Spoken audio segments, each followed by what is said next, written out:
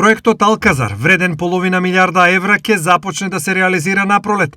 Станува збор за изградба на ветерен парк за производство на електрична енергија, што ќе се протега од Карбенци па се до Радовиш. Има и проекти кои што ги работиме, кои што се надворот од Тирс, како што е да речеме инвестицијата на Алказар во Источна Македонија, која што е во фаза на одобрение за градба. Тука е потпредседателот на влада и министер за транспорт. Очекувам да некаде на пролет и на терен започне реализирањето на ова инвестиција, која што е во вредност од половина милиарда долари. Освен Алказар, Мицкоски најави и други инвестиции кои ќе овозможат 5000 нови работни места. Во моментов, во завршна фаза на реализација, во почетна фаза на реализација или во фаза на потпишување договори за државна помош и слично се отприлика 17 проекти во вкупна вредност од над 650 милиони евра, кои што треба да обезбедат отприлика помеѓу 4500 и 5000 нови директни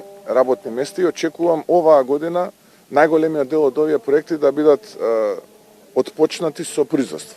Алказар ќе ангажира околу 500 вработени од сите профили, од што бенефит ќе имаат општините Карбенци, Штип и Радовиш, но и државата, потенцира Мицкоски.